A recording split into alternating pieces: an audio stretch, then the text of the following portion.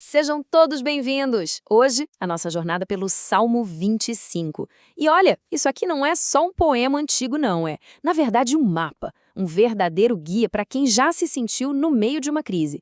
Ele mostra um caminho, sabe? Um passo a passo de como a angústia pode se transformar numa amizade profunda, genuína com Deus. E a oração já começa com uma entrega que é total. Quando Davi diz, elevo a minha alma, a gente tem que entender que essa era uma linguagem de sacrifício. Não é um animal que ele está oferecendo no altar, não, é ele mesmo, por inteiro. Sabe, sua vontade, suas emoções, todo o seu ser. E esse é o ponto de partida, o primeiro passo para qualquer relacionamento íntimo, aquela confiança que só nasce quando a gente se entrega de verdade. Para a gente entender a força dessa oração, é preciso visualizar o cenário. Davi está escrevendo de um lugar de crise dupla. Pensa bem, por fora ele tem inimigos reais, gente que o ameaça. E por dentro, ele está lidando com algo que talvez seja até mais pesado, o peso do próprio pecado. É nesse fogo cruzado que o seu clamor por ajuda ganha uma força imensa. E aqui tem uma palavra-chave, vergonha.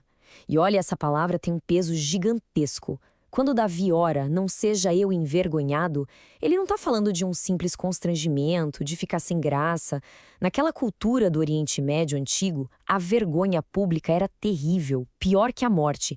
Significava que os inimigos podiam apontar e zombar, dizendo, olha lá, o Deus dele o abandonou.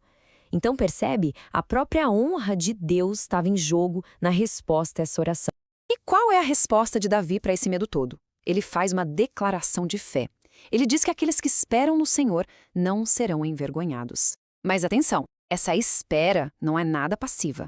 A palavra hebraica usada aqui, kava, traz a imagem de uma corda sendo esticada, sabe? Intenção. É uma esperança ativa, uma expectativa firme de que Deus vai agir, com fidelidade e com justiça. E é a partir desse ponto que o tom do salmo muda. É como se a gente virasse uma página. O salmista nos apresenta uma metáfora central, que é fantástica. A vida como uma grande sala de aula, onde o próprio Deus é o professor. E Davi, no meio da sua crise, não pede só socorro. Não, ele vai além, ele se matricula, ele quer ser aluno. Então, nos versículos 4 e 5, a gente vê o currículo que esse aluno deseja. É uma tríade pedagógica. Primeiro ele pede, faze-me saber. A palavra é iada, que não é um saber de decorar, mas um conhecimento profundo de relacionamento. Depois ele diz, ensina-me, ou lamad. Isso aqui é treinamento prático. É como adestrar um animal para o trabalho, é aprender fazendo. E por fim, guia-me, darak. Essa é a imagem de caminhar lado a lado com o mestre, na mesma estrada. Ou seja, ele quer conhecimento, prática e relacionamento. Certo, mas quem pode se matricular nessa escola de Deus? Quais são os pré-requisitos? E a resposta do Salmo é de certa forma surpreendente. O aluno ideal de Deus não é o perfeito, o nota 10. Não, é o pecador, desde que ele se aproxime com a atitude certa, a humildade. A graça de Deus está disponível para todos, claro, mas a sua sabedoria, essa se revela para aqueles que admitem que precisam aprender. E claro, um discípulo humilde, que reconhece que precisa aprender, também precisa lidar com o próprio passado. Então vamos ver agora como é que Davi faz exatamente isso. Ele nos mostra que o verdadeiro aprendizado exige que a gente resolva as contas com os erros antigos. O que Davi faz aqui é um apelo ousado e que está no coração do Evangelho.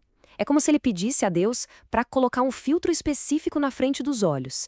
Ele diz, Deus, não olhe para mim através do filtro dos meus pecados de juventude. Olhe para mim através do filtro da tua misericórdia, essa que existe desde a eternidade. É um pedido para ser definido pelo caráter de Deus e não pelas próprias falhas. Isso é poderoso demais. E essa misericórdia que Davi invoca tem um nome específico em hebraico, Shesed. E é importante entender isso porque Shesed não é uma compaixão passageira, um sentimento momentâneo. Shesed é o amor leal da aliança, é o compromisso firme, inabalável de Deus com seu povo. É nesse amor fiel que Davi ancora toda a sua esperança de perdão e de restauração.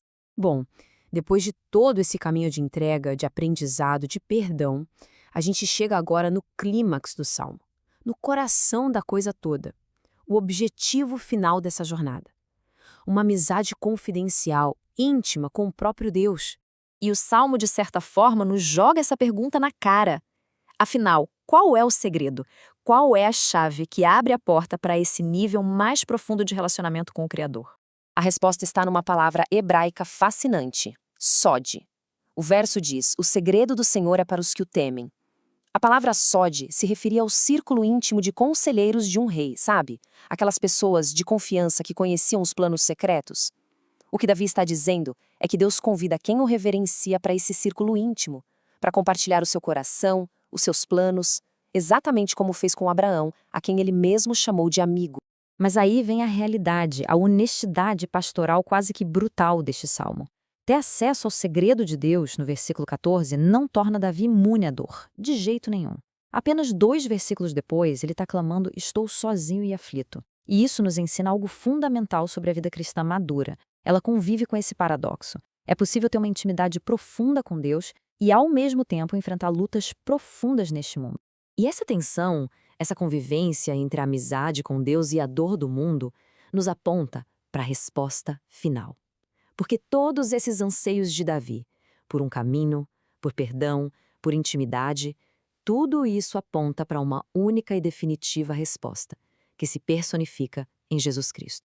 Vamos conectar os pontos e ver como tudo isso se cumpre nele. Davi pediu a Deus que lhe mostrasse o caminho, e Jesus declarou: eu sou o caminho. Davi tinha pavor da vergonha. Jesus suportou a vergonha da cruz no nosso lugar. Davi entendeu que Deus ensina os humildes, e Jesus se apresentou como o mestre, manso e humilde de coração. E por fim, Davi buscou o sod, o segredo de Deus. Jesus não só conhecia o segredo, ele o revelou abertamente a todos. E essa citação do Evangelho de João é o cumprimento perfeito, a conclusão do Salmo 25. Aquela intimidade, aquele sod que era um segredo para os que temiam a Deus no Antigo Testamento, agora se torna uma oferta, um convite aberto para todos. Jesus olha para os seus seguidores e diz: eu chamo de amigos, porque tudo que eu ouvi do meu Pai eu dei a conhecer a vocês. O segredo de Deus se tornou um convite universal. O Salmo termina com um último pedido de Davi, que a sinceridade e a retidão o preservem. Ele entende que essa intimidade com Deus não se sustenta sem integridade, e isso nos deixa com o desafio final do Salmo. A questão não é buscar a perfeição, porque isso é impossível, mas sim buscar uma consistência de caráter. No fim das contas, a jornada que começa na crise e busca a intimidade com Deus é uma jornada em direção a uma vida íntegra, uma vida que é guiada por Ele a cada passo.